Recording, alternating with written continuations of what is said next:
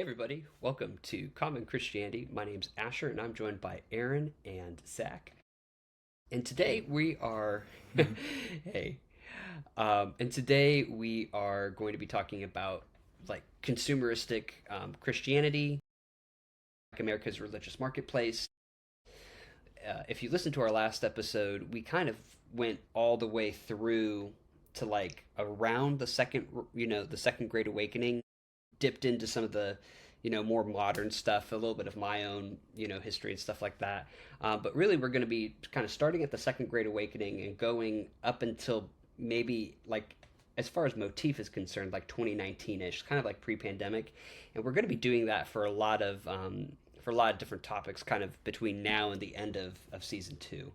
And so that just kind of gives you guys the kind of the lay of the land there. Additionally, Zach's just going to probably be setting us up. He's if you're watching the video, you can see that his video is not really there. His face isn't being shown. He's recording this from his car, and so Zach's going to really set us up, and then Aaron and I are going to take it home.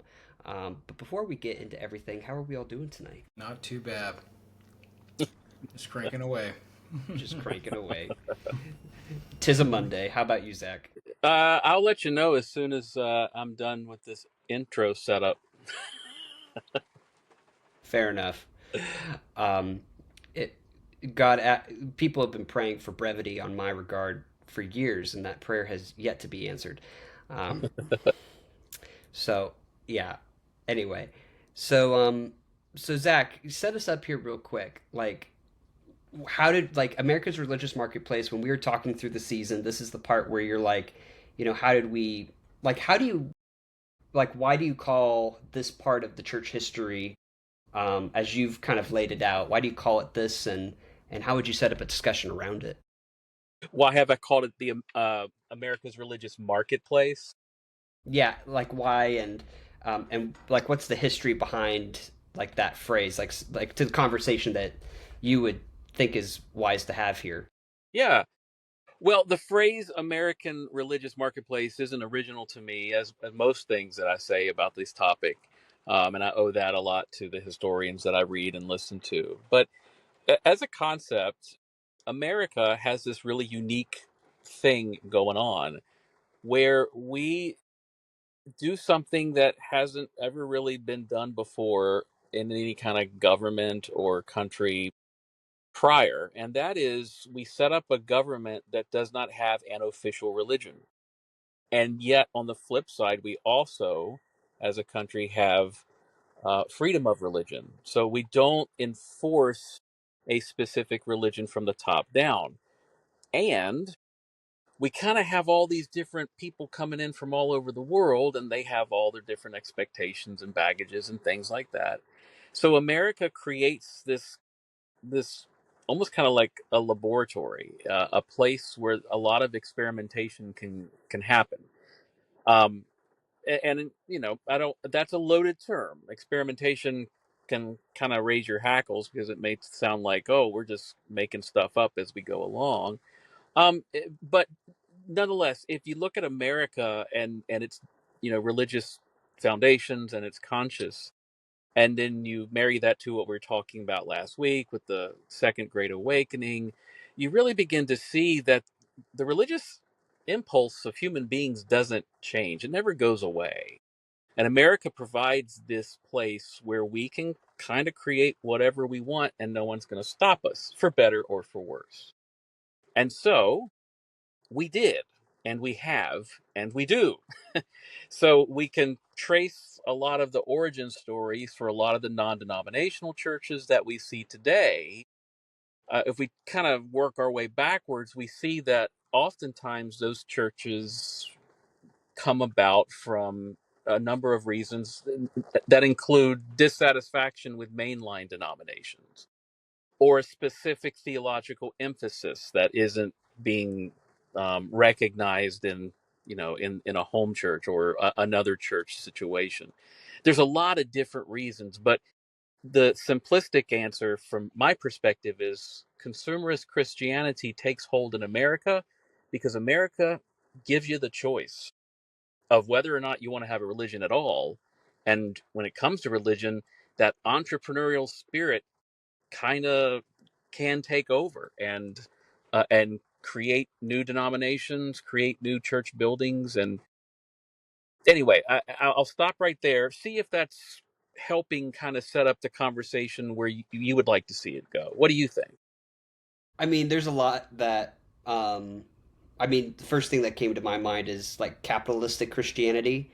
And when you said, entrepreneurship, I come from, like, my background is a lot of spiritual entrepreneurs. And I know that that's kind of like an interesting turn of phrase. You don't hear it that often, but enough to know it's like not outside the mainstream. Mm-hmm. Um, but like for me, there's a bunch of stories where I'm like, okay, like there's this and there's different pieces there. Aaron, how does Zach's initial offering of history and tidbits sit with you? I guess I was kind of fixated on just consumerism, Yeah. which honestly harkens back to a term that I always use, which I'll just say now, which is I call it cafe church, where everything is kind of at the. I also sometimes say vending machine. It's kind of instant gratification, kind of consumption, Mm-hmm. where I mean you can. I mean, I feel like that just kind of you can pretty much comprehend what I'm saying just by saying that. But a lot of canned stuff that you could just digest. It's almost when I think about all this experimentation and just I like what you said. It almost sounds kind of like we have cultivated an environment to stimulate our curiosities. Or it almost sounds like there's no backbone or foundation behind that. Mm. But because of that, it's also created a multitude of just access to whatever you can imagine. So it almost can feel a little confusing. Like when I look at a vending machine, what do I want to eat? You know, Right. and how much do I want to pay for it? And Uh, so yeah. It, do I want something sweeter or saltier? You know what I mean? Yeah. I think those are great ways to put it. I think on the history piece, just to kind of fine tune a few things, there's so a lot of, at least in some of the reading I've done, there's two things that happen around the Second Great Awakening, which is you have the Americanization of religion, which is like Jehovah's Witnesses, Mormonism, of Christianity itself to some extent. But then you also then have, I think, the increasingly penchant for, like what you're saying, like non-denominationalism, like this idea of spiritual entrepreneurship. We, for better or for worse, America is the only place on earth where you can have the free flow of ideas and to say it loud and to Mm-hmm. kind of, if you're an external processor like myself, America is a great place because no one's going to Yeah, shoot you if you say the wrong thought while you're still thinking about it. yeah, Yeah, so, I yeah, mean, like I just think about my story starting in Soviet Russia, and if I said half the things that I would say in Cyrillic and in Russian, they'd probably just be like, "Oh, it's like keep his gulag cell warm. He's going to need it soon." And so, I mean, I just know that's kind of who I am, and yeah, so, but in no other place in the world, I think you're dead on in that regard, in the sense of like, you know, like you hear in Germany and in other countries that there are church taxes, like there are taxes levied on behalf of the church to fund those churches because the state religion is Christianity or some denomination thereof. yeah, Um, and so the interesting thing is by not instituting it from the top, but then allowing like a free market um, evolution of all of this, yeah, we kind of touch back on a lot of different things that we've talked about leading into this episode, which is, heresy, power, splits, um, and and Aaron, as you were talking, the thought came to my mind of any sort of guess that you have about Christianity in particular. You could probably find a congregation of about 20 to 30 people at least that yeah, share that view somewhere. Yeah. and you can kind Yeah. of link up with them. Um, Not to say that Yeah. that's right or that's wrong, but I guess the sort of free flow of ideas has empowered for anything to attempt to take root, and if it does take root, to hold pretty firm, um, and to Yeah. kind of stay, Yeah. kind of make a stay for it pretty well, a strong stay. Yeah, and I I don't want to sound negative at all. I guess what I'm getting at too is that it's almost like what am I in the mood for, kind of Right, right. approach. You know, Yeah. that's why I What kind of think season am I in? I think is yeah, a great thing to say about Christians and consumerism. It's just like, am I in my Pentecostal season? yeah, Am I in my Reformed season? Am I in my yeah, Methodist season? And am I in my intellectually curious, unbiblical season? Am I yeah, in my intellectually curious, hyper biblical, hyper authoritarian season? It's like, yeah, and that's why I say like ugh, cafe church. It's kind of like that approach. You know, it's like what am I in the mood for today? Kind of feel, um, and what am I willing to digest? And so that I guess that's kind of like the grim side of it when I think no, about and I it. think it's a fair But point. but on the other side of it, I also highly support the freedom of decision because at the core of God, you know, that's who He is too. Like the greatest love to His creation is the power of decision. You know, Agency, yeah. and I say creation because it wasn't just us; it was even His angels. Like He gave all of His creation that ability. So I think it is a beautiful thing as well to, and also a respectful thing as well to empower people to choose and to cultivate that environment and atmosphere that we respect this religion, this belief in this area, because we want you to have the ability to take ownership of your own decisions. So I think there's a beauty in that. You know what I mean? Right. And I think and Zach, jump back in here real quick because I think I got something here, but it's like the premise of diversity in thought comes with the humility of you can't really have the diversity of thought without everyone having some form of humility to some extent or to some degree that says I'm pretty confident in this, but I could be wrong, and being intellectually honest to that regard, which I do think is in an odd way. Not that I wanted to put the conversation here, but I think it pulls in the idea that we live in a postmodern society as a byproduct of curiosity, intellectual honesty, and intellectual diversity. If not from every aspect of society, at least from the religious sense, because yeah, Is that a question or a statement? well, Sorry. it's more of a statement, but I think my question to you, if I was going to phrase that in a question, is um, like how does some of the I guess the call it intellectual imperialism, if that makes sense, like this idea of trudging over every inch of ways it could be, like how has that affected our search for truth? Has it diluted it? Has it been a good thing? And the real motif I'm really thinking of is, you have the advent of Mormonism, which most Christians, myself included, see as a false teaching. Um, but at the same time, you have the Americanization of the faith, and it's really, I think, another byproduct of this intellectual curiosity to just try and figure out a new way of thinking about Jesus. If we're gonna give it a little bit of academic grace there, not that I would give it, doctrinal grace there. I think it's poppycock, hogwash. But I think if we're looking at it from a historical perspective, you can academically, from the trends you've presented, saying like, hey, like we can make our own thing or figure our own thing out, kind of, make the 30-second flavor in this Baskin Robbins metaphor of religion and denominations, if we want to. Does that make sense? Like how does that, and specifically using maybe Mormonism as an example, um, factor into today in our search for truth and commonality? Gosh, man, that's a pretty broad. That's a broad field to play on. Yeah, Let sorry. me Well, no, these are good thoughts and good leaping off points. Just some things to throw in and color that.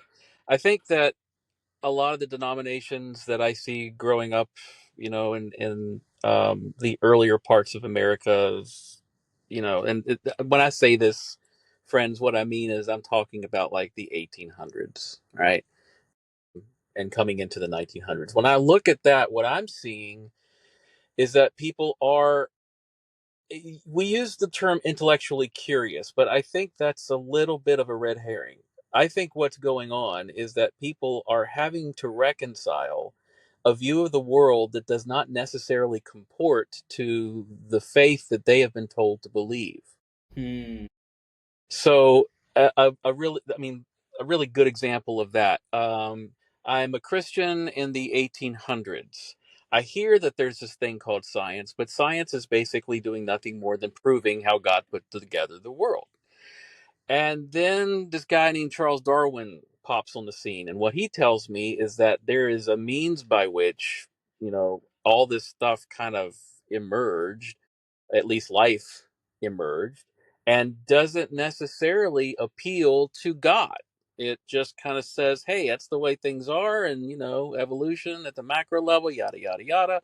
Well, a lot of people took that and ran with it in lots of different directions, including Christianity, because they found a compelling alternative narrative, a compelling alternative explanation for the universe and all that's in it, but they still needed to hold on to that vestige of, well, there's got to be a God, and Jesus has got to factor into this somehow, right? So what you have is, yes, intellectual curiosity, but it would be more, to me, it's people trying to reconcile some things in their head that one seems to be patently true based on evidence and scientific, approaches, and the other would seem to be nothing more than the faith of my forefathers who didn't know this stuff actually existed, didn't know that there were atoms, didn't know that there was gravity, didn't know that there was macroevolution. That's just one example of what happens when Christians come in contact with this alternative explanation. And so what you begin to see is a lot of people land on different positions on that. Some people will become fundamentalists and say, nope, science is bad. Science is bad. We get rid of science. Others will say, no, we got to find a way to make Christianity harmonize with science. In fact, we got to let science win over scripture. And so that would be maybe more liberal traditions, things like that. I hope that that provides a little bit of color into the concept of how we think informs the kind of things that we create in this America where we can create any kind of Christianity we think. Yeah, no, I think so. I think to try and sum it up, let's see if two neurons can talk to each other here real quick in my head. But the essentially you have the dissonance of reality versus religious experience, and that can come from anywhere and lead to any response, and is typically a catalyst for some of these new or different versions of Christianity, even some of the more occult ones, or false teachings and things like that. But then you also, and of course, I'm going to maybe bring the benevolent version of this into it, but like you have people where it's like, oh my gosh, like we're learning like so many new things about God and theology, and my pastor refuses to preach those, so I'm going to go start like a new church, or or a new denomination if you're really ambitious, that's actually going to incorporate some of these teachings. Not that they've strayed away, but that they enhance other things. Um, and so it's so really what you're saying is that this religious marketplace is not just a matter of purifying theology or reforming polity, like we've been talking over the last few episodes. Really, a lot of this is about dissonance as it shows up in life, and kind of diversification of thought as a way of dealing with human experience and dissonance. Am I on the right track there? I think you are, and I think you're pointing out that there is a positive and a negative um, direction that someone can Yeah. take. when they experience these types of cognitive or spiritual dissonances, to use your phraseology there. And I think that's a good phrase. That there will be those who encounter things in their world that don't necessarily make sense to them, and therefore they're like, okay, I'm going to get rid of it, or I'm going to modify it. Then there are those in your example that would be like, I'm not exactly getting my itch scratched in this place, but I feel like if I go over here, because a lot of my friends are over here, I might find more of that. And so Hmm. back to your point of like that vending machine Christianity, where it's like, okay, well, I want a church that's more steeped in an historic theological tradition. So I'm going to move towards a reformed. Wait, now I've been there for a couple of years, and boy, the worship sure is stale. But I visited this church over here, and boy, they have a vibrant worship of God. Now I think I need to start exercising that muscle, so I'm going to move over here. And that's where the marketplace vending machine analogy maybe ties in. Am I on track? Yeah, no, I think we're firing all Yeah. cylinders. What do you think, Aaron? Yeah, no, I agree. So so then this is my question about all of this. Do we have, and this is a matter of perspective if anything, but do we have a lot of specialized churches or do we have a lot of incomplete churches? Because biblically speaking, you could make an argument for both in the sense that, it's good to have, different parts of the body, like, and I'm talking spiritual gifts, and it's good to have different parts of the body. But then you also have, a diversity of, different churches as well. Like no one's really going to be the same. And it's really a matter of, is the body the collection of all churches? And are we allowed to specialize like that? Are we allowed to kind of be different and to explore and to kind of find our theological position and our people thereof? Or do we have a lot of broken churches, and does every church need to have like a Pentecostal and a Reformed element? And many people would say like Jesus's disciples had zealots, tax collectors, nationalists, liberals, law people, whatever, like rich and poor and things like that. And so when you look at that, it's I think it's a matter of how you draw the circles.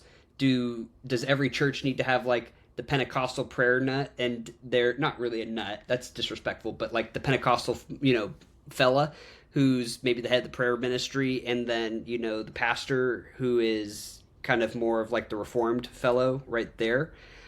Or is it good that we have these massive churches that kind of just focus on one of the kind of leanings? Like, I want all of our answers on this, actually, just as a quick round robin, because Um, that's what I think the premise that we're setting into now is factoring. Do you guys like that question? Yeah. yeah, it's a good question.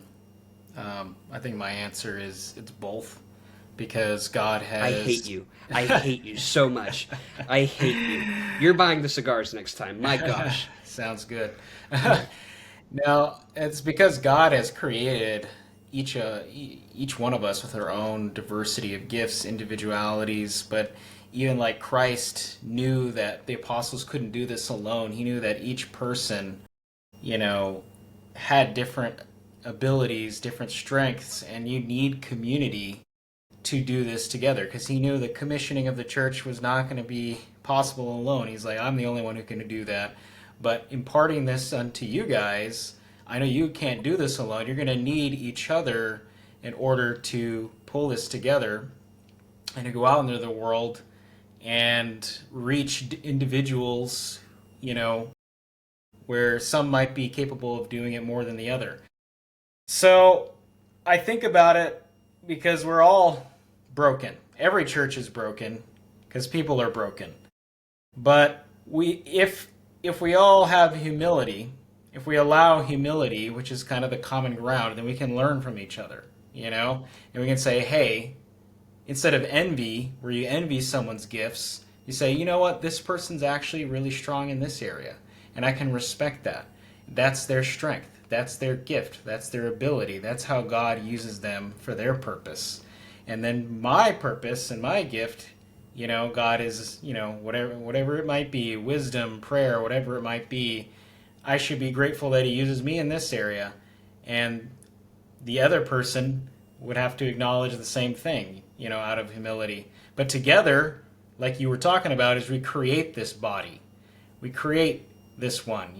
Someone is the eye, someone is the ear, someone Yeah. is the mouth. But if we allow ourselves to embrace each other's gifts, we can operate as one, you know? If that makes Yeah. sense. No, and I think to your point, there's like the diversity is a really good thing. And I think sometimes we use the fact that like some churches are balanced or not Yeah. to justify like I don't need to like let's say I'm a specific church and for some reason I'm speaking on behalf of like a congregation. It's Hmm. like because I'm such a balanced congregation, why would I need to reach out to somebody? Yeah.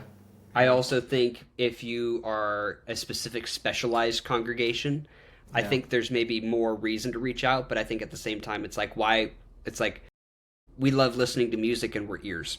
Yeah. It's like why would we want eyes? Hmm.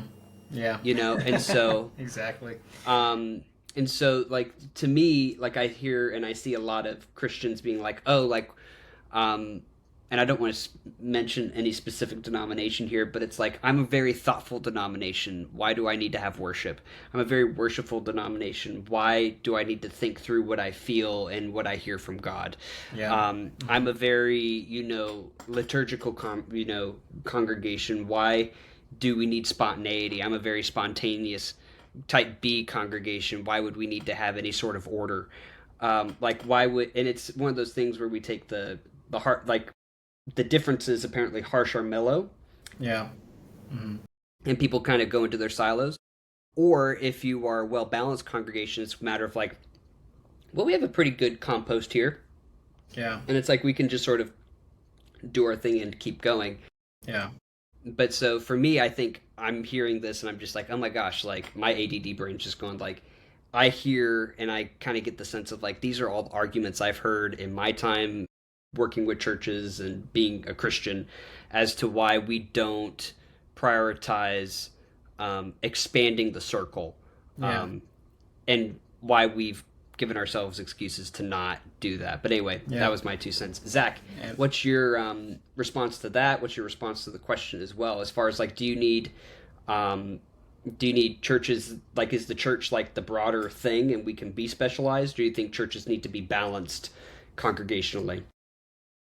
I think the church is, in all sense of the word, a human organism that is empowered by a divine presence. And as philosophical as that may or may not sound, I think what that means is that any problems that are inherent to a human are by necessity also going to be problematic for the organism or the organization. yeah. So in as much as I suspect that as we move forward, in 21st century, and the way in which we conceptualize ourselves has become more splintered and fractured, we see that more prevalent in our religious landscape.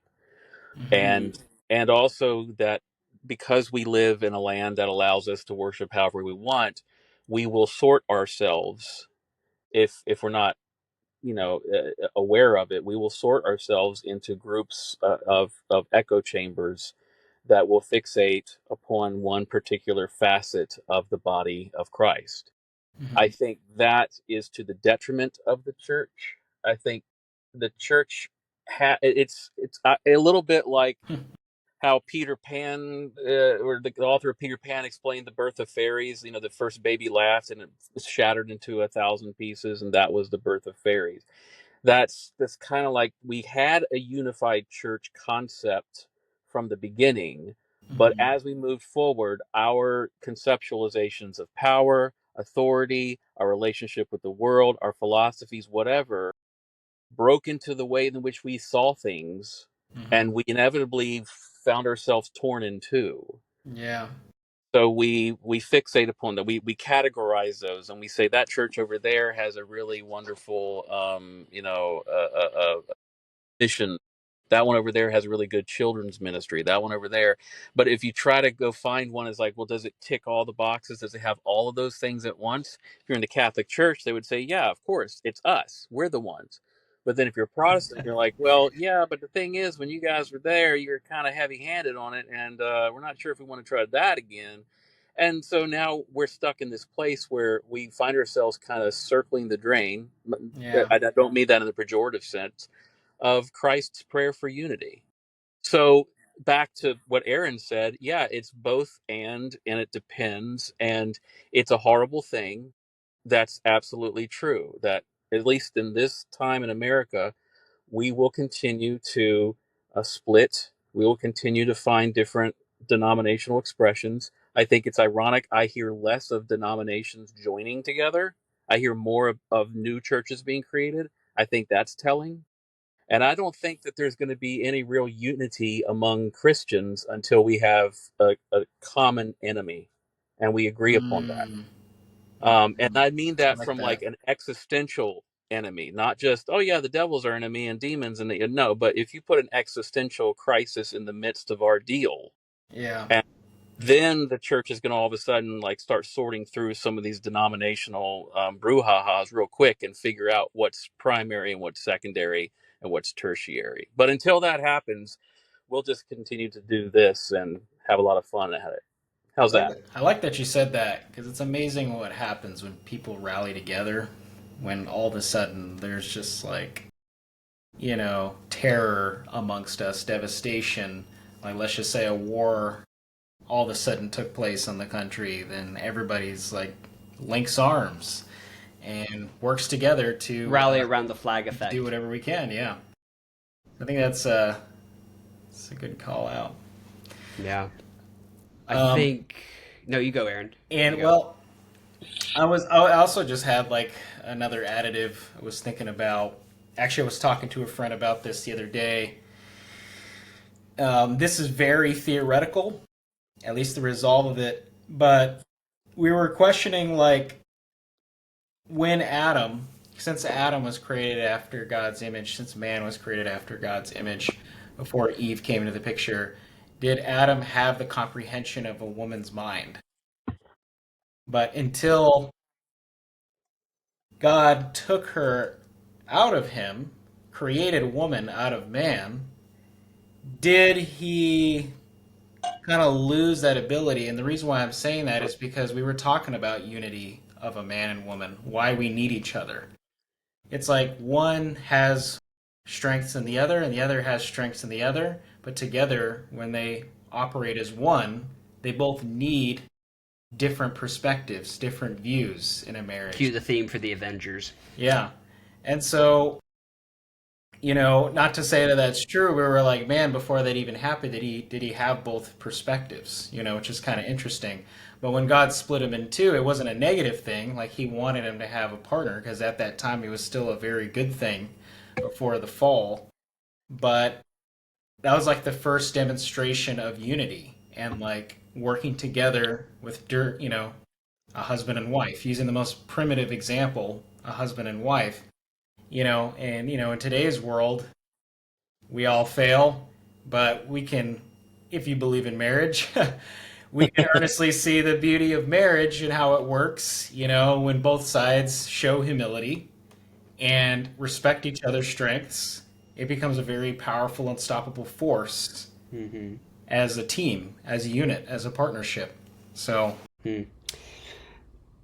I th- If I may, I'll just jump in on this, and then I may yeah. have to drop. So my Yeah. apologies, and I'm not trying to drop the mic or whether I'm just Go for it. No, do it. having this just drop out of the sky, land on my lap, just like it did. My first thought is like Augustine's conceptualization of sin, which is sin is not a thing; it's a privation. It's a privation of the good. So when I think in terms of did man did Adam have, the mind of Eve before the creation of Eve? I guess I've always kind of seen the creation of Eve, though it's, God used the rib, he didn't use the brain, he didn't use other organs. yeah. Um, it seemed to me like God was solving a problem. Mm, And the problem was that Adam was incomplete. Not Adam was complete, but he, was had too much of it or something. We need to shave off a little bit of the top, and whatever we shave off, well, that's the woman. No, It was what he had and what he was doing. Something about that wasn't good. And what's interesting, it wasn't Yeah. good, but it wasn't bad enough to be sinful and Yeah. require a complete, demolition of the garden. It was rather a loving God looking on that and going, there's a problem here. And the problem here includes the fact there's nobody else around that he can look at Yeah. and go, oh, there's somebody here with me when God's not with me. Because remember, he would come down and walk in the cool of the evening. He wasn't there like, 365 days in a year or whatever. Yeah. Though I can say spiritually he was, but like physically, like, Adam is, alone, and God looks at that and says, that's not good. Yeah. So how do we Mm, solve that? How do we solve that not good thing? And that solution to that is, what you find, and this is what I think is beautiful, is that before Eve comes onto the scene, God parades all the animals and Yeah. says, "Hey, why don't you Yes. name them?" In other words, God doesn't like say, "Oh, that one's a crocodile, that one's a wildebeest, that one over there is a Tyrannosaurus Rex." That's what you're going to call him. He actually partners with his creation and says, "Hey, right. what I do you love. want to Oh, name I this love what you're doing. thing?" And then he says, "Oh, okay, well then that's its name." And then he goes through all of that jazzmatazz and gets to the end of that, and he's like, "Well, we got a bunch of animals, but we still haven't solved the problem. All right, I'm going to have to step in and do something." And I think that's a beautiful way of just God demonstrating that in the midst of our need and lack, that he Yeah. doesn't always come to us so heavy-handed with like, all right, here's the answer, now shut up and get on with it. He sits with us, lets us work through and see for ourselves that ain't working either. And then like a patient father goes, okay, now that you've exhausted your options here and you understand the problem too, here's the solution. Here's how we're going to work to solve this. And I think that's part of what you're bringing into like the beauty of the marriage relationship with Eve, is that diversity and unity operating simultaneously. It's a beautiful thing when it works. Yeah. Yeah. When it Anyway. works. Yeah. No, I think that's great. Zach, I have one more thing before you hop off proper. That I want to just throw by you. It's to me it seems that there's a trend where dissonance leads to individuality. Mm-hmm. Okay. So for instance, it's like I feel dissonance with the way the world is expressing itself to me or I'm receiving it. So I'm going to find my answer to this and see if people agree with that. And I feel like that's a very capitalistic way of a very American way of thinking about it, truthfully.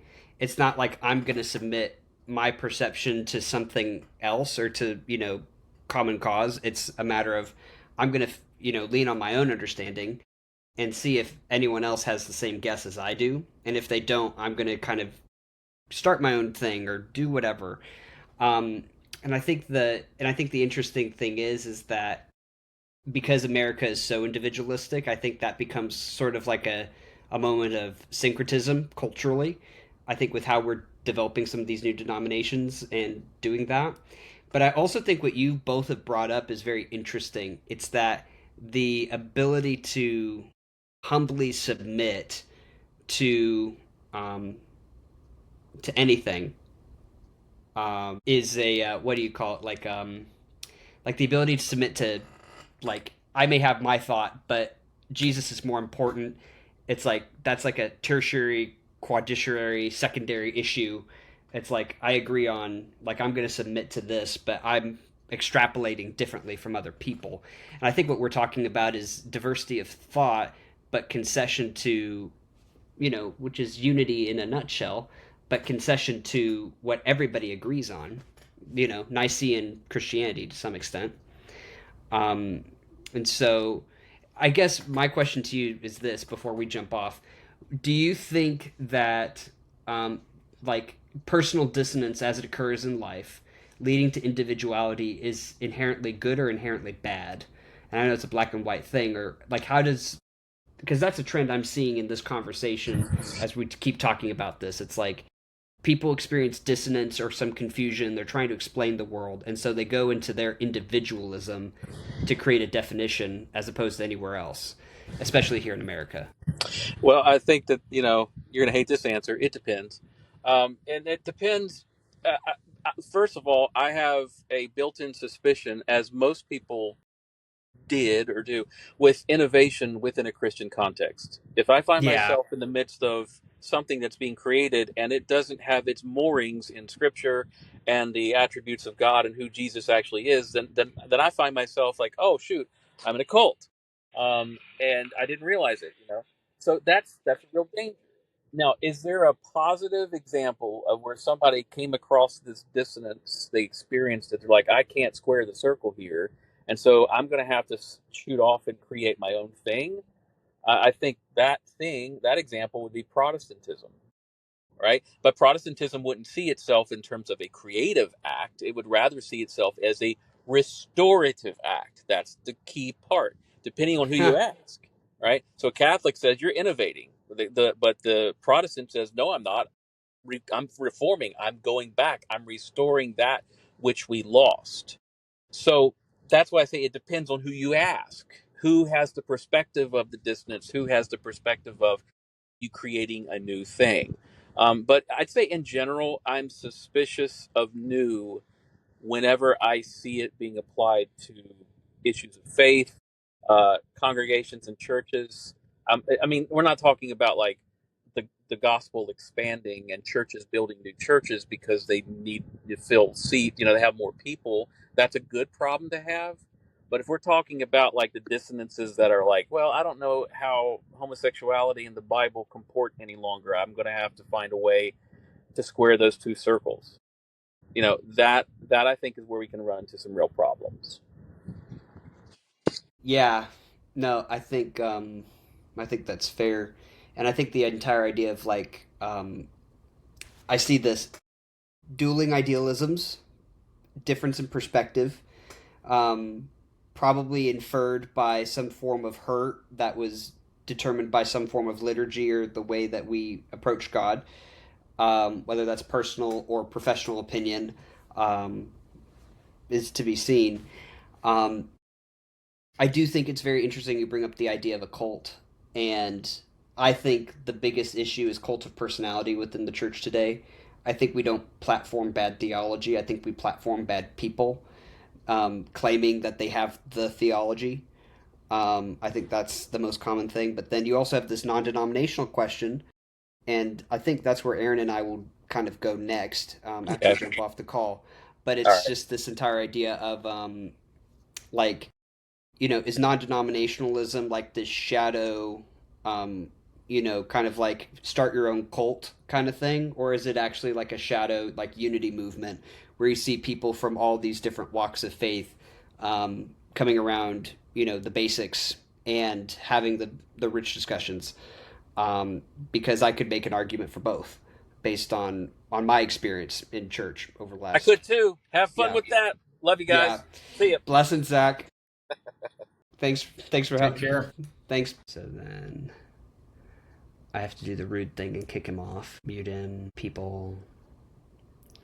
Zachary. Remove. Hopefully that will do it. Did it upload everything? I think. Well, possibly. I don't know, but we'll keep going. And I'm probably just going to leave this in the recording, just being like, oh, there it goes. Um, but anyway, so Aaron, what do you think? I think because this kind of gets us kind of into the modern realm here, kind of non-denominationalism, um, at this point, because I mean, you and I both grew up in like Southern California, which most people would agree is like the epicenter for non-denominationalism, the Jesus movement, megachurch movement, everything that is innovative and or wrong about the church, if you depending on who you talk to. Um, I mean, yeah, like I mean, you could. I mean, let's just talk about California here real quick. You can find anything. Yeah. I mean, you could see an atheist church, which those do exist. If you want a good chuckle, you know, see that. Go Google that.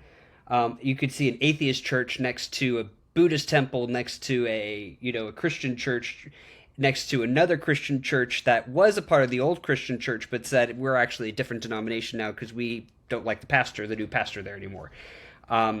Like that that's possible in California, and I think you can see that in other places in the country as well. But I think because there's so much happening in that state and has for like the last 100 years or so, it's much more pronounced, and it's like a caricature come to life to some extent.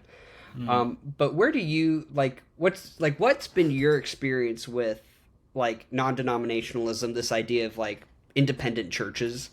Um, because I know I don't know, I don't remember exactly how much you've shared on the podcast so far as to your story, but I know personally you've had quite the diverse religious experience, my friend. Yeah, um, which I do like the subject that we've been on because kind of boiling or going back to just humility. I guess the reason why I can concretely advocate for that perspective is because of my journey. Like, I first started out in more of like a Pentecostal background where I had a lot of spiritual encounter and they were real. And some of it was God, some of it wasn't God's spirit. And that's just, subjective to some people just not concretely following scripture. And I've seen a lot of things, things of the Holy Spirit and even demonic stuff.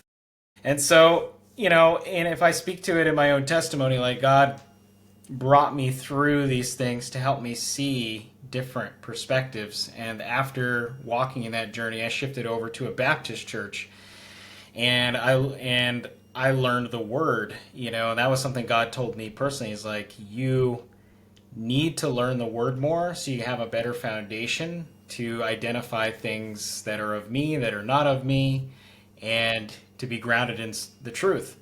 And I loved it though. I learned scripture in such a deep way that I have a huge respect for that denomination because they actually take scripture so seriously. Yeah. And they learn from different theologians, which I have Yeah. respect for different ones, and just all different kind of scholars and amazing resources and material on preserving the word. And so coming out of that, in short, coming out of seeing, and that's kind of the stark argument all the time at points of contention is this church more spiritual? Is this church more in the word? That's kind of the most common, you know, Yeah. piece of contention that I see that people always struggle with. So coming out of both, I have respect for both sides because I see how God has worked, how He Yeah. has preserved the essence of things. Because God's Spirit is true, His Word is true, and they both are required for each other. But He has also used an amazing collection of people in life to elevate those things, to encourage those things. I almost, even though I'm the one who called out the whole vending machine thing, I almost feel like God actually does cause you to walk through certain seasons in your life to help you grow in areas if you're willing. Because there are areas as an individual you could do better in or grow stronger in and get more fruit in. And so, because not everybody is, intellectually capable of, studying the word in its deep, vast historical context. And it's not always about that because I think truth is simple. God made the word for everybody, but He also has blessed those with the ability to take it to a scientific level, to an etymological level. Like He's given people those abilities. But yeah, I see how He has used those areas to really just, at least for me personally, He's used those areas to help me get stretched, Yeah. to strengthen my perspective. So now I actually have like a respect for different facets Yeah. of the church because I see the diversity of gifts that He is spoken into, which is also biblical. And I, can look up the scripture because I can't think of it off the top of my head, but there is different administrations, different diversity of gifts. There is different authorities that even in His own kingdom, because God is all about structure. So He actually has imparted those things for a reason, because they either have certain authorities or certain powers or certain just comprehension abilities, but they're meant to all work as one, as a system. to see the bigger picture. So I don't know if that makes sense, but I enjoy different. I'm not saying that all churches have it right, because none of them do. But I see, if you see every color of the rainbow, you see the whole rainbow. And it's a Happy Pride Month, everybody, I guess. no, I did not mean that intentionally. But seriously though, if you do see every, I think, every piece of the picture, instead of Right. just zooming in on a single puzzle piece, if you look at all the pieces, you can see the bigger picture and see the unified, beautiful image that it creates. And you can see how important that each one. Obviously, you're gonna have to zoom in at each one to see the importance of it and get more of a territorial view, and versus just a high level view. But if you do take time to walk through the territory of some of those, you can definitely embrace and appreciate their contribution to the bigger Yeah. picture. Yeah. Yeah. No, and I think, every time you and I have, and shocker, everybody, we're friends outside of this podcast. This isn't just a professional relationship. Like, we're actually buds. Um, Aaron, Tyler, our buddy Tyler, and myself, we'll try every month, or every quarter, and we'll do a shot of something new and a cigar, and we'll just talk about life and bear witness to how God's Yes. moving. And it has our friendships, our little trio has been such a gift, to me personally, and so all that to say, like, um, every time that you say that and it brought up your story and just different facets of it, I just want to say, as your friend, like, it's amazing to see how you weave God into, um, your current conclusion and your current tension, and so Mm, I always really appreciate that. So even just there, just I'm like, thank you for that. And so, absolutely. um, I'll give my little spiritual pedigree, family tree kind of thing. Would have been Russian Orthodox if I'd stayed in Russia. Was adopted, going in California. Growing up in California, was Baptist until I was about like 10, like conservative Baptist. I'm not going to name churches, but unless I have a really positive view of them. I don't have a positive view of this first one because they kind of kicked us out for no reason, and I still don't know why. My parents have never told me about that. But grew up Baptist for the large part of my early childhood until about fourth grade. Then I started going to a church called Rock Harbor, and I love them all. If I like, to me, that is still like one of the most perfect churches, like close to it. Sure, there are some idiosyncrasies and some leadership and stuff like that, and that has been both major and minor over the years and confusing. But if you really look at how the Lord moves through that congregation and what He continues to do and how He's sustained it over the years, um, it's an incredible story. And if you're in Southern California, go check out Rock Harbor Church. But my pedigree is, I call myself a spiritual nut.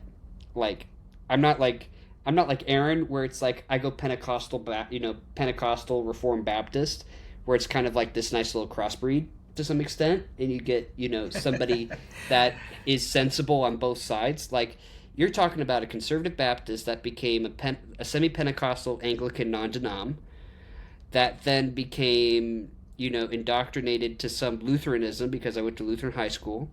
I then went to a Catholic college. I went to Loyola Marymount for a year. From there, I also went to a non-denominational church called Reality LA. Loved them to death. Never met Jeremy Treat, but man, he's an incredible pastor. After moving out there, I've basically been to every sort of church here in Nashville, it feels like. Yeah. Because truthfully, I don't really feel like someone with my spiritual muddiness, if that makes sense, could fit somewhere.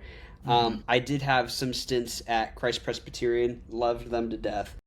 At Emmanuel Nashville, probably some of the smartest preaching, even if I agree with it or don't. It's just incredibly in depth. And then right now I'm at Church of the City, um, in Franklin, and so Darren Whitehead and things like that. So it's kind of like I've kind of ping ponged around, and it's like, oh, you've kind of found something that's like similar, but that's kind of my pedigree. And so there's like heavy Pentecostalism. There's like a lot of liturgy. There's a lot of like confessional stuff. There's and so that's kind of my quick my quick pedigree of all of it. Yeah.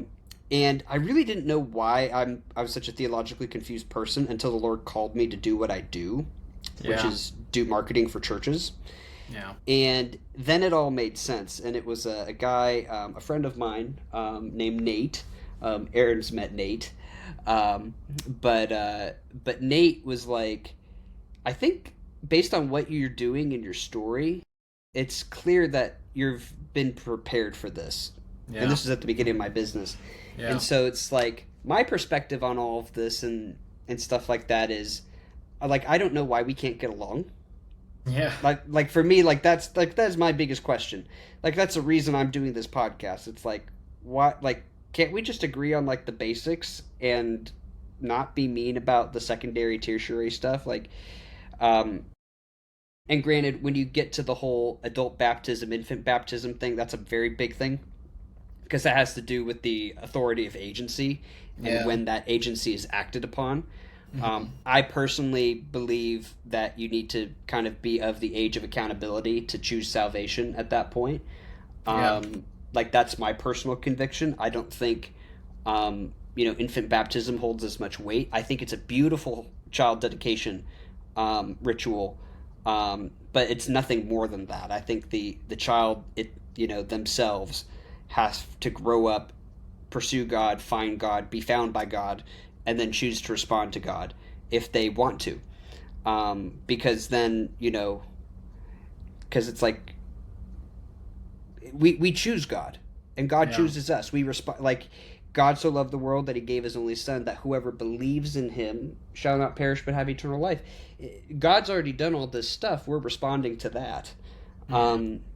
And preaching the gospel is not any sort of, and this is what I think is so interesting. So many pastors think it's what the Spirit's doing through them. It's like, no, Yeah. you're just telling the news. Yeah. You're a news anchor. Yeah. It's like you're saying something happened over here, Yeah. and you may want to think about that. Yeah. Brett Baer on Fox News or Rachel Maddow on MSNBC, whoever you get your propaganda from, quite frankly, does the same thing. But a pastor's basically like, I got one news story, Yeah. and I'm not going to stop talking about that one news story until everybody has a chance to think about it because it's a big news story.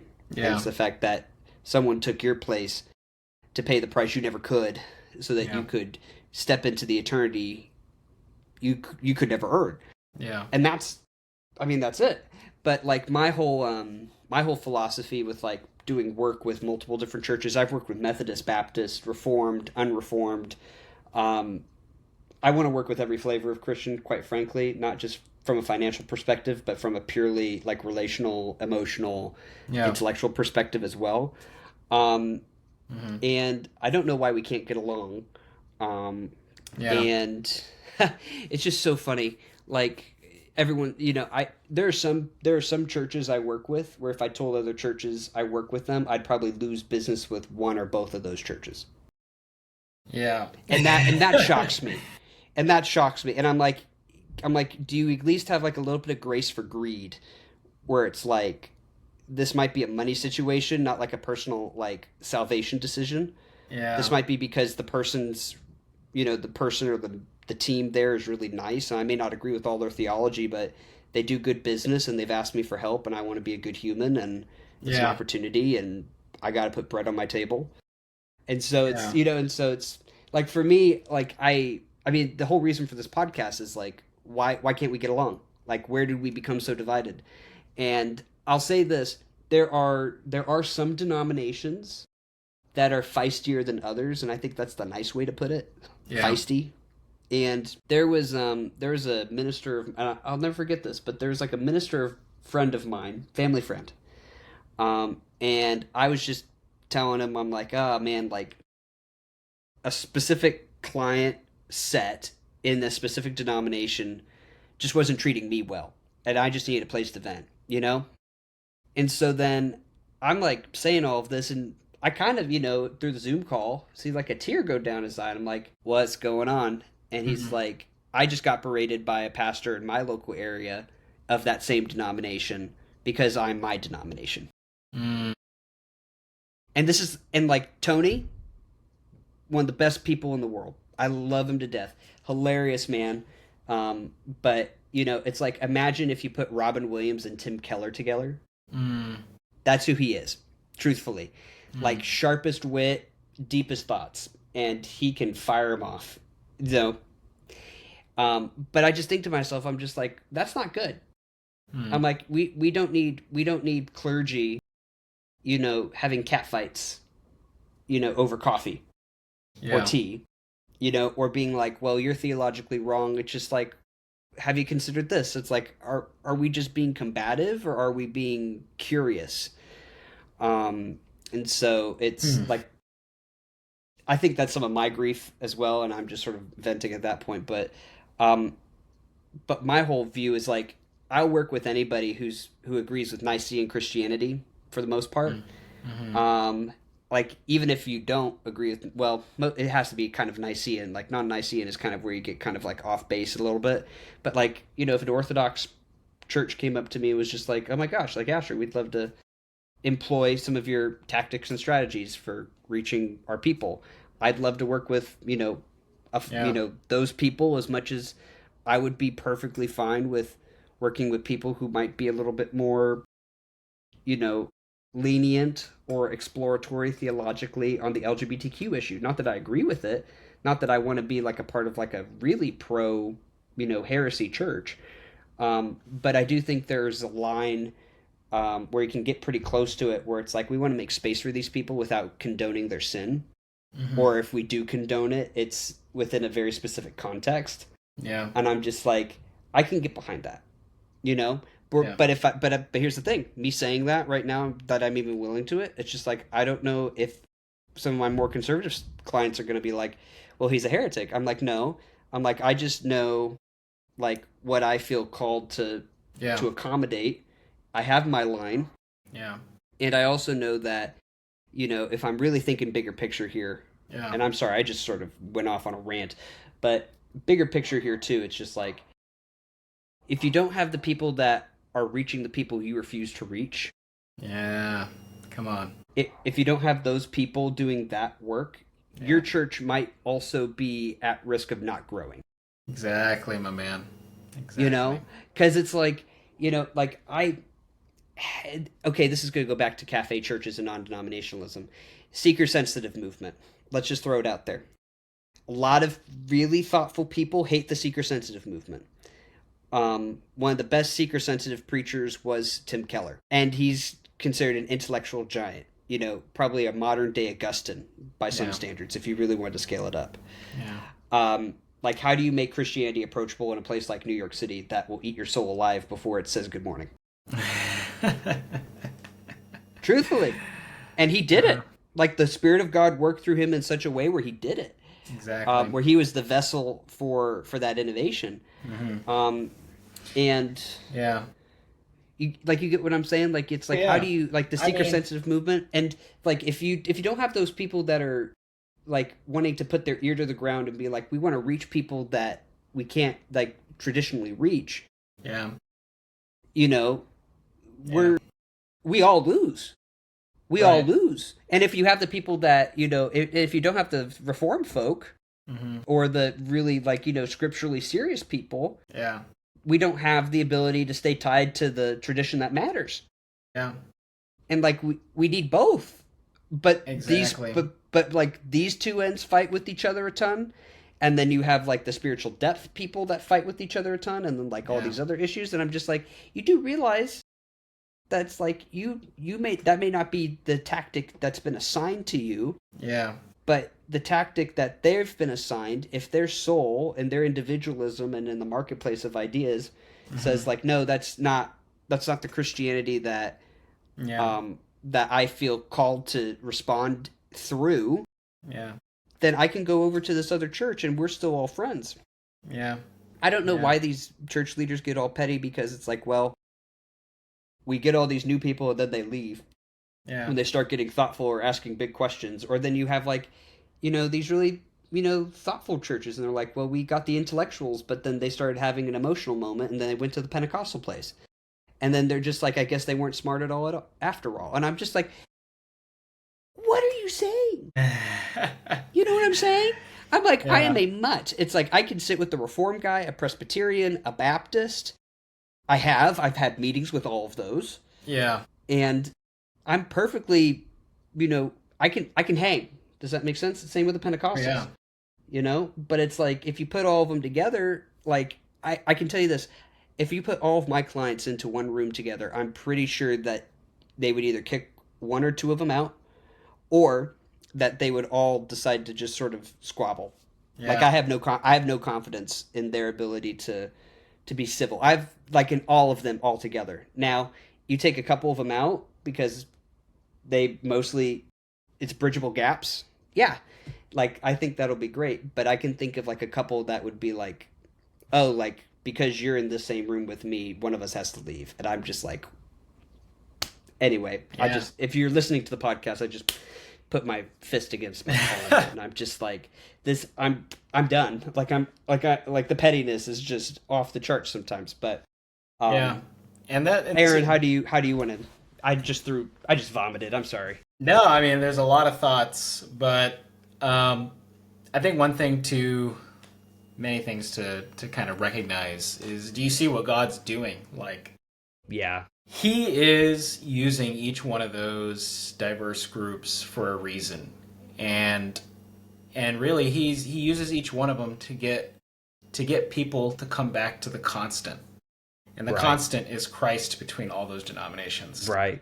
And Amen. so it's like, Amen. for the individuals who love deep intellectual conversations and historical accounts of records and scripture, you might, the Orthodox Receipts, might all hit the that. receipts. Yeah, Yeah. the Orthodox or the Baptists, might satisfy that type of crowd. And then the people, you know, who veer towards other directions, God uses each one of those diverse groups to satisfy such a people. Like when you mentioned Tim Keller, talk to the New York City folks, it's like, it just reminds me of the Bible. It's like, how does someone reach such a stiff-necked people?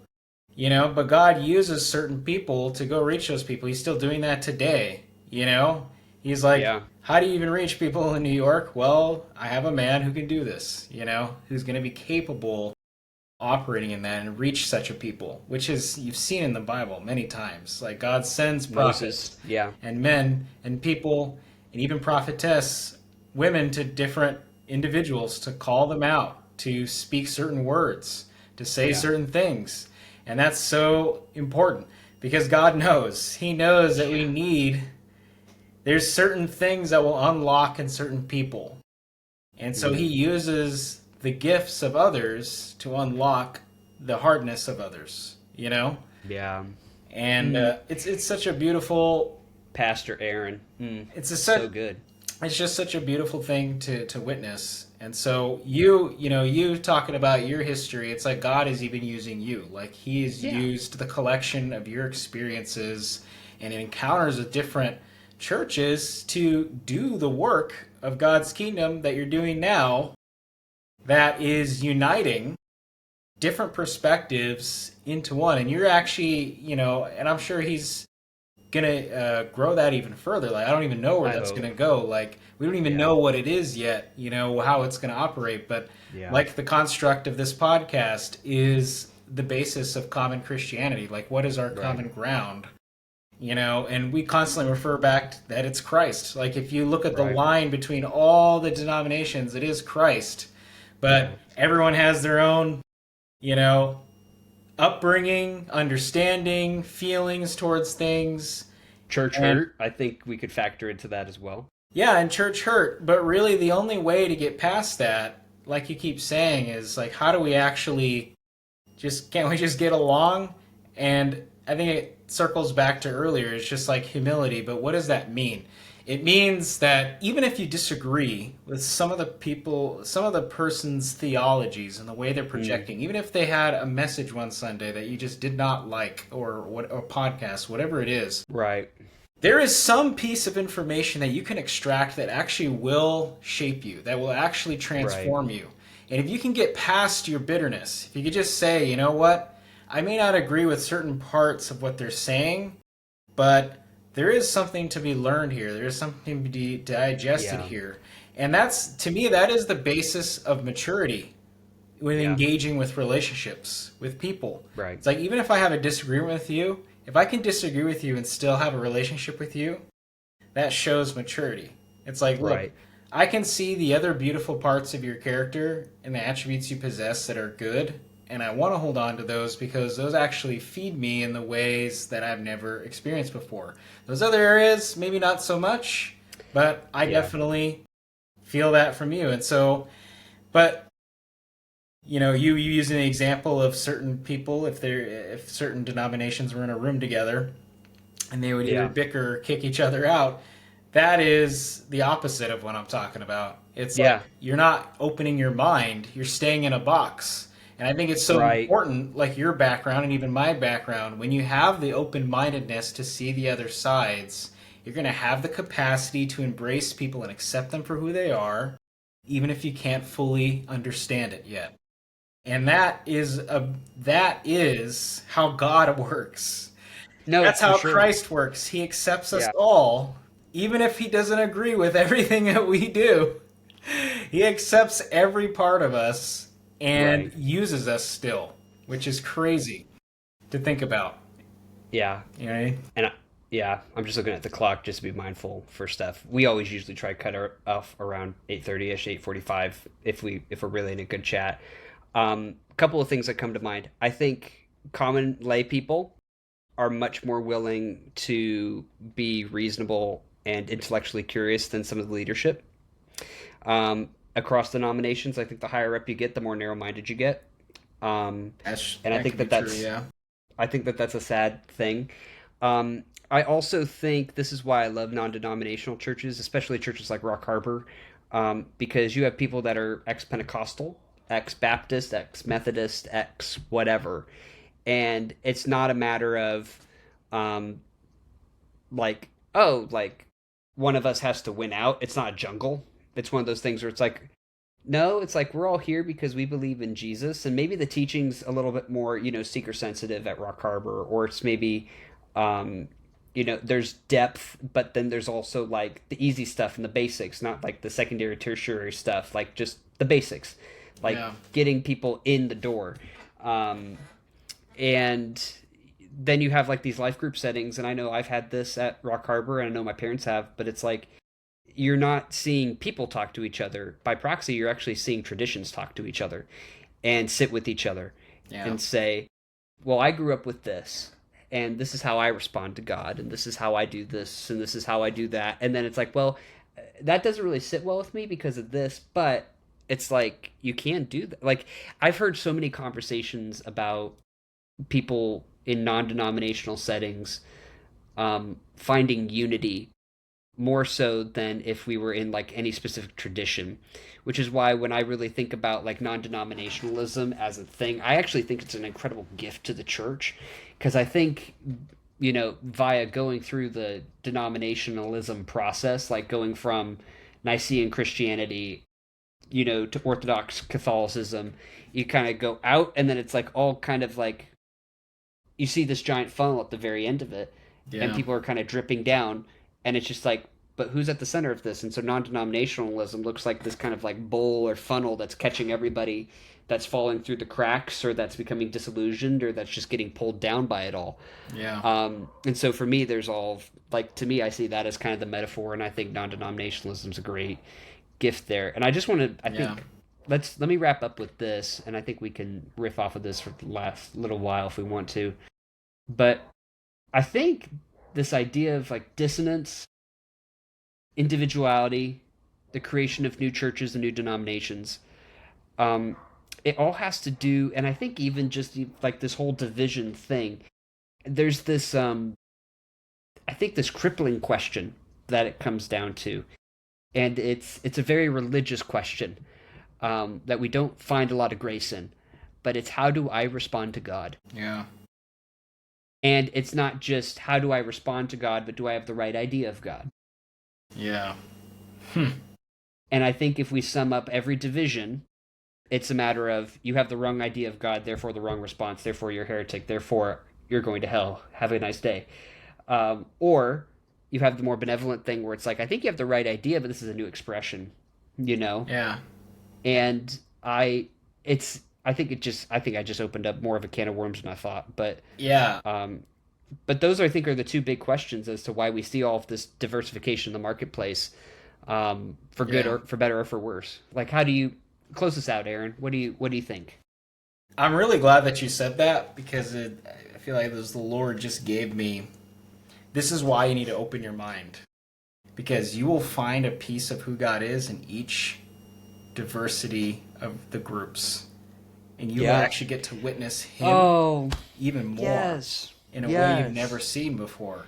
You will Yes. find each piece of God in each one of them. You actually get to see the bigger picture of who He is. Because if you just stay, I'm not saying where you're at now is wrong, but God uses each group like we've been talking about. And if you go out there and see it and embrace how God uses the different sides of people, you will get to learn more of who God is and see the image of Him in each one of them. They actually get to see, I You think see God. you You basically see see God. God. Yeah. Because you're just like, I Wow. think you mentioned it earlier, like a little moment ago. Like, how do I even respond to God?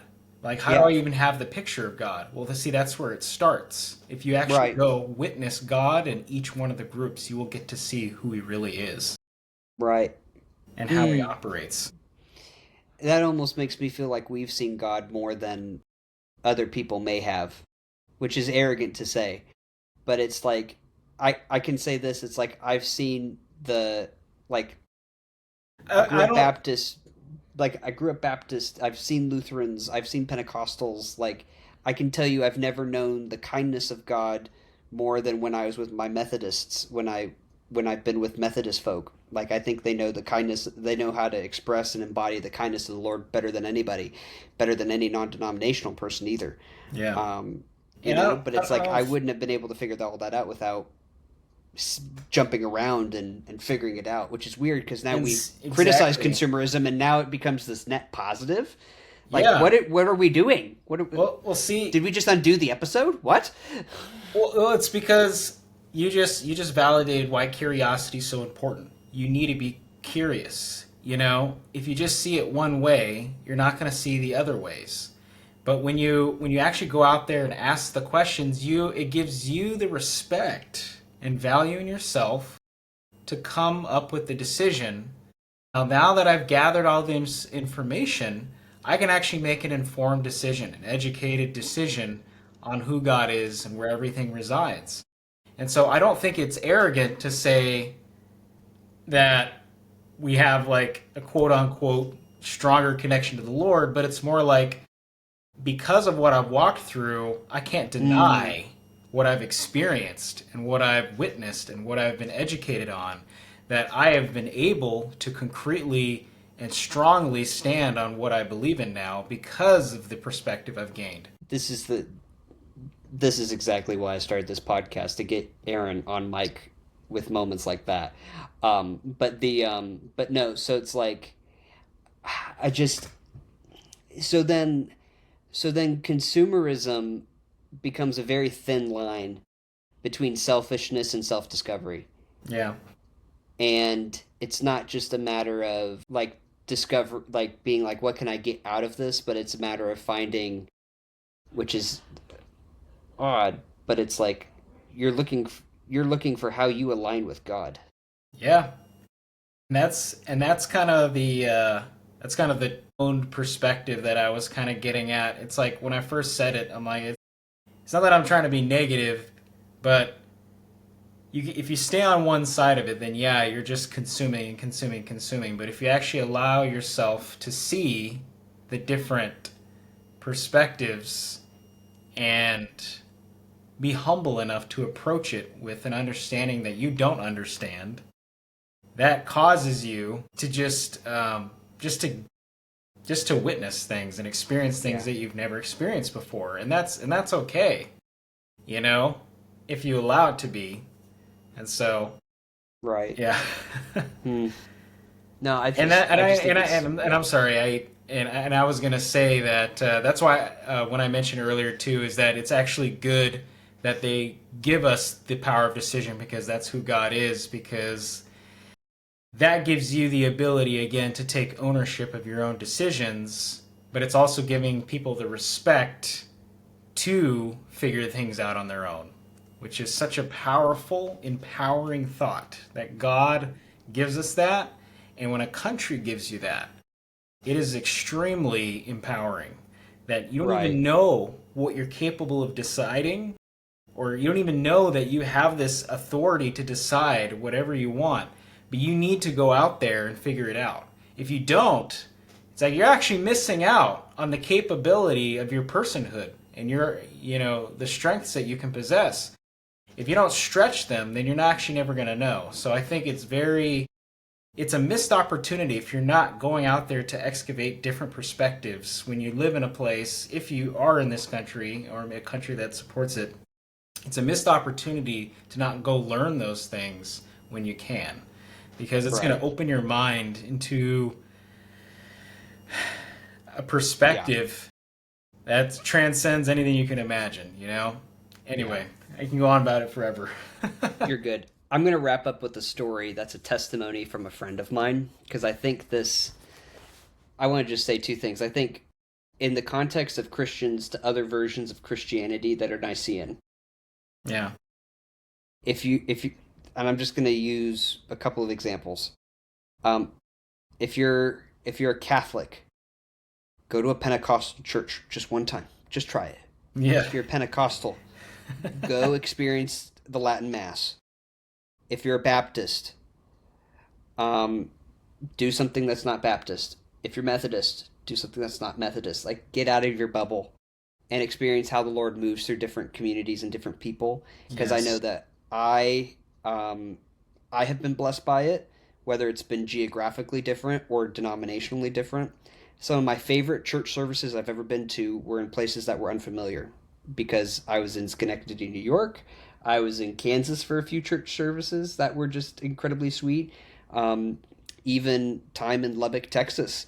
Yeah. Um, and just like all these really odd places, and there's something super inspiring and comforting to finding God in the places where you don't belong and don't often and aren't often are. Yeah. um, Yeah. and just being able to step into this thing, it's like, oh, I'm home.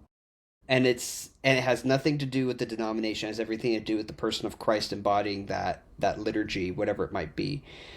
Yeah. And so I want to say that, as far as like Christians and Nicene Christianity, go for a road trip. Find like 10 churches that you want to go and explore that are like either in your area or out, and just be like, I just want to see what Christianity looks and feels like in like a different space, in a different tradition, in a different state, whatever. Like, do it. It's one of the best things. It's like going on vacation and finding yourself back in your living room. It's amazing. Um, but um, but here's so this is a story about, I think, intellectual curiosity. And I'll wrap it up right here. I had a friend who still lives here in Nashville. His name's Ryan, and Ryan didn't grow up Christian, but he found God through curiosity. And so what he did is he went to his local public library and he got a copy of every single religious book ever. And he started doing something that most people would find very freaky, but he started reading through every single one of them and then praying to the God that it claimed to represent. And he would discern spirits. And he would tell me there were some that he knew he wasn't going to look at, like Satanism, demonic, occult stuff. He's like, I went through the first few pages and I just felt like my soul was being sucked out of me, so I put the book back. Mm. And so then he's like, I went through the Quran, I went through the Bhagavad Gita, I went through like Hinduism, Buddhism, all this other stuff. And I knocked on those doors, and sometimes it would just be this like brooding presence that would never talk back to me, or sometimes there would be nobody home. And so I just move on. And then I got to scripture and I read Genesis to Revelation. And I said, are you the real God? And I heard Jesus said, hi, Ryan, it's good to see you. And he tells this testimony all the time, but he's like, God said hi back. And at that point I gave my life to him. because he's the only one that was alive. Ooh, Um, that's good. and I just want to say this to all Christians out there. I'm not saying you need to go explore every religion to find out that God is true, but to us that know the truth and enjoy it, don't you want to know the truth deeper, even if it's not your flavor of it? Yeah. Like, why go to Baskin Robbins and have vanilla when there's like 30 other flavors that are just as much Baskin Robbins as vanilla? Yeah. You don't leave the ice cream shop, Yeah. but you enjoy the ice cream shop more. Right. Right. And so, go to an Orthodox church, go to a Catholic church, experience different liturgies, um, seek the face of God. Um, if you feel like you're in a rut spiritually, it might just be the wrong liturgy. It's not the wrong God. Yeah. So, I Yeah. think that's one thing. And there's the upside of consumerism, which is to say we can seek more fully the face of God. There's, I think, the other side of it, which is to say, what can God do for me? Um, and what can I get out of this? Is it better worship, better preaching, better ministry, better whatever? I don't think it's about serving God, it's about responding to Him. And I think opening up your soul in a way in the Nicene traditions that allow you to maybe encounter Him in a new and fresh way. I don't think that's I don't think that's unbiblical. I think we see many a scriptural story where people go out into the wilderness and say, "God, talk to me." Yeah. So, anyway, our encouragement for common Christianity: step outside your bubble, have some fun, do a little church tourism. Not because you're looking for a new place, but because you're looking for the same God. Yeah. Anyway, that's it for this week. And Aaron, that was fun. Just you and me, just riffing off, and doing that. Yeah, it was good, And man. I believe the next one is. I know we have race is maybe one of the next ones that's coming up. And then we also have doubt, and then we also have a couple of like modern commentaries and things like that. So we're approaching the end. We're getting there. But thanks again for listening, and we'll catch you on the next one. Blessings, y'all.